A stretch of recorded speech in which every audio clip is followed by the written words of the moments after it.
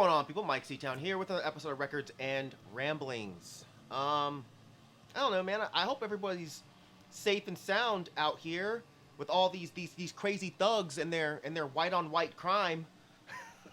You know, America's becoming a battlefield, and I am just concerned for the well-being of this country. You know, like if you guys are just so gosh darn mad at America instead of attacking the Capitol, why don't you just move somewhere else?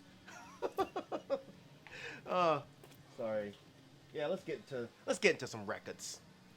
The first record I'm going to show you, this is Fiona Apple with Fetch the Bolt Cutters. This is her 2020 release. And yeah, this is one of my favorite albums to come out last year. The more and more I listen to it, the more and more I enjoy it. I don't know, it's beautiful, it's infectious, and I just love her weird jazzy style. Comes with this nice booklet here. You can't see that, of course, because of the lights. But it's got lyrics and stuff in it. Very cool. Records are on black, won't bother showing you that. But yeah, this is a fantastic album. I assume if you're a Fiona Apple fan, you'll like it, and you've already heard it.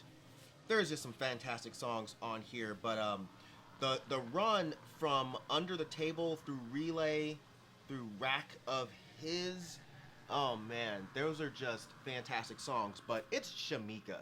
Shamika gets stuck in my head, and I can do nothing at all to get it out. Shamika says I have potential. It's just, I don't know, it's like an earworm, you know. But my copy showed up with these splits, which are kind of annoying. I don't remember who I ordered this from. I think I ordered it from Amazon. But what are you going to do? The records are intact, so I'll live. Next record I'm going to show you, this is Armand Hammer with Shrines. Armand Hammer is a group I've talked about on here plenty of times. This is one of the best hip-hop albums that came out in 2020. I reviewed this on Dead in Hip Hop, so if you haven't checked it out, go hop over there and watch that shit. But yeah, if you're not familiar with Armand Hammer, it's a group with Billy Woods and Elucid, and this one is just incredible.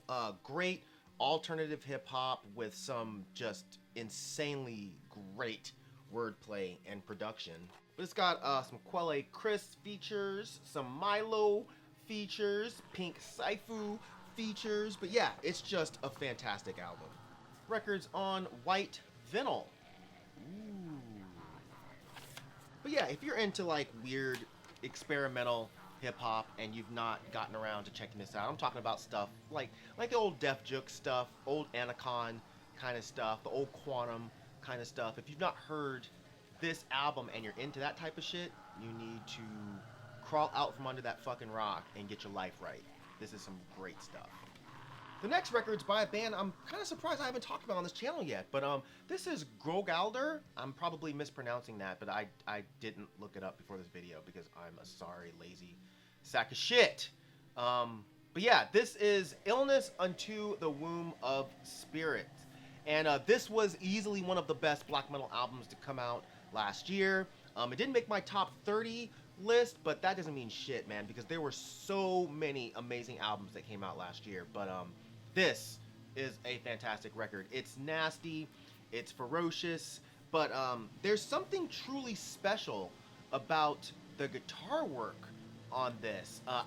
It's hard for me to really explain. Like, it's layered and it's more complex than your average raw black metal band, but it's not overly riffy.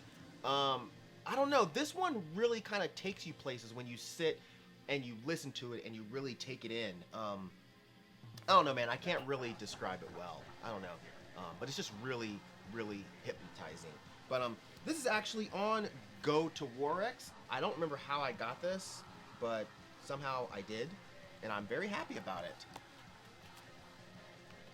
I think I already showed you the inside, didn't I? Yeah, this is what happens when you get old and your memory starts to go to shit. You forget things that you did literally a minute and a half ago. Comes with this really nice poster. I don't really hang up posters, but this is really, really cool. It's double-sided here, and this really nice insert. That's one thing you can always say about Go to Warex. They fucking go all out with their layouts, and this is no exception. But yeah, if you've not heard Grogaldr, make sure you go give it a listen. This is some fantastic shit. Alright, the next two records are going to be by the same artist, and that's going to be Lingua Ignota. This is All Bitches Die. But yeah, this is an artist that I have enjoyed for quite a while, but I don't think I've talked about her on here. But yeah, she does this insane operatic music with this beautiful piano work and these angelic vocals, but it has this insane and intense darkness to it. I don't know, she adds these strange noisy elements to the music as well. Sometimes it's very throbbing gristle, sometimes it's more Nurse with Wound, because she'll have these weird and crazy John Zorn style horns going on with all of this industrial mess on top of it, and it's just so odd. It sounds great. Sometimes she'll just have these like weird soundscapey things going on, but yeah, this is some great stuff. She does have these gorgeous vocals, but she also will just erupt into this frantic screaming, this just, I don't know, man, it's so good. It's like Diamantagalis reborn into this person. But yeah, this record is on, I don't know if you can tell, I don't feel like taking it out of this. It's like a sea blue or kind of a greenish, oh fuck. Does that help? Probably not. It's like a green blue color. I don't know what this was limited to, but you can still get the black at the very least, and you should do that. I just noticed today that there's like some kind of inside printing here on the jacket. I like when artists do that. It's kind of cool. Next record I'm going to show you, this is another Lingua Ignota record. This is Caligula. I think this is the one that most people are more familiar with. But yeah, in my opinion, this one is even darker than All Bitches Die. It's a bit noisier as well. Still similar to what she was doing on All Bitches Die, but I don't know. This one is beautiful, and it's creepy, and it's just so good. I would actually tell someone who has not heard her to start there. It's like a cream white vinyl here. This one is a bit more enjoyable for me, but I still really enjoy both albums. Oh, God, I hope you guys can see that, because it's a really nice insert. And this one also has that kind of print on the inside of the jacket there, if you can see that. I don't know exactly what it is, because I don't want to bust the jacket open. Alright, the next three albums are by the same artist, but I also have a crazy story to tell you about getting these records, but I'll tell you the story afterwards. That way, if you don't give a fuck about hearing the story, you can just cut the video off. But yeah, Svartrit. This is another of Sir In's bands. Sir In from Brav, Hadenfar, Draug. But yeah, this is actually one of my least favorite bands of his. I don't want that to sound disrespectful, but because it's still awesome stuff.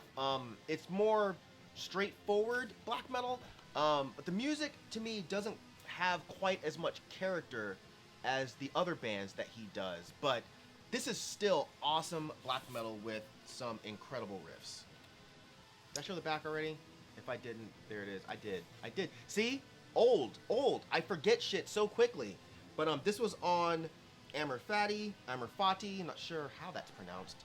But yeah, this is number 99 out of 300. And it's on like a maroon vinyl. But yeah, this is Svartrit number 1 that I'm showing you. I kind of think I like the covers of the original versions better. These are like reissues. But yeah, these covers are still really nice. But yeah, like I said, really good, straightforward black metal.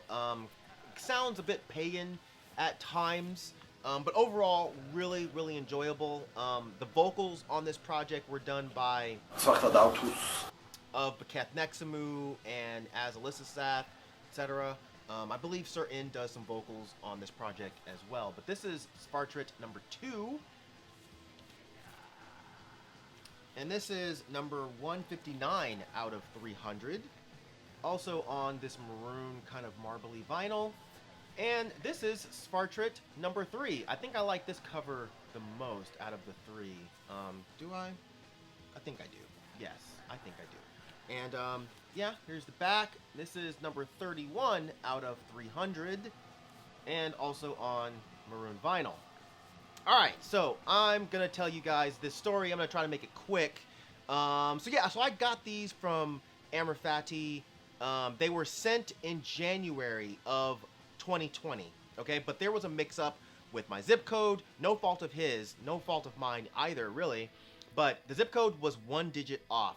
The post office that it went to is about a mile to a mile and a half from the post office that it should have gone to, which is my post office. And instead of doing their due diligence and just correcting the zip code like they're actually supposed to do, because my address doesn't exist in the other zip code. It only exists in this one. These sorry sacks of dog shit sent the package back, okay? So no word on why they did that. They just didn't fucking feel like looking it up, I guess. So Armand got the package back like a few months later. Then COVID hit. So he could not send it because everything was shut down. So we had to wait for shipping to open back up. Once it did, Armand sent it back to me. Then it got held up in customs for, I think it was like a month and a half, close to 2 months. And while it was there, that's when I realized that there was a zip code error. So I went down to the shitty post office, and they told me that they simply could not hold the package for me. No real reason why. They also told me that I would have to keep an eye on the tracking, and once the website said that the package was at that post office, I would have to race down there and get it. Because if I did not get it the same day, they would send it back again. Yeah, fucking ridiculous. So I turn on the text updates for the tracking, and I'm just sitting there stressfully waiting for this package to arrive. I finally get a notification on a Saturday that the package is at the shitty post office. And I race down there, and guess what? They're fucking closed on Saturdays. Like, there's people working in the back, but there's no customer-facing people. So I sat in the parking lot and I called the USPS line, spoke with numerous people. One guy told me that the post office was lying about them sending it back, that they just wouldn't do that. And I'm like, motherfucker, they did. I ended up going back to my post office and asking if they would call the shitty post office and just ask them if they could give me my package instead of sending it back that day. So my awesome post office called over to the shitty post office, talked to those guys. They said that they would hand it to me if I drove back up there. So I raced over there. I was able to get my package. And the funny thing is, when I was signing for it, the guy was like, yeah, it's a good thing you got this today because we sure enough would have sent this back. I'm like, you fucking lazy dick face. So yeah, this took a year to get to me, this package of records. So yeah, a huge thank you to Armand for being so kind and patient and friendly and honest, because he could have easily just said he didn't get the package and resold these records, because they're out of print now and they sell for a bit on Discogs. So I appreciate all of his help, but I do have a few other packages that are currently missing with the USPS, and trust me, I'm not here to shit on them incessantly. I am sympathetic to the shit that's been going on with them concerning COVID and being backed up and then holidays and all that, but I'm gonna be honest here, man. The post office where I live sucked long before COVID hit, okay? But that doesn't mean their funding needs to change or any of that shit, but hopefully things get better, because this was a fucking nightmare. And it's only records. You know, if I didn't get them, my life would go on, so it's not that big of a deal, but it's just a fucking hassle, you know? But yeah, that's it for story time with Myke at the end of a vinyl update video. You guys probably didn't enjoy that, but whatever, man. It felt good to get that shit off my chest. But anyways, as usual, thank you for living, thank you for loving, thank you for being you, and I'll see you guys next time. All right? Peace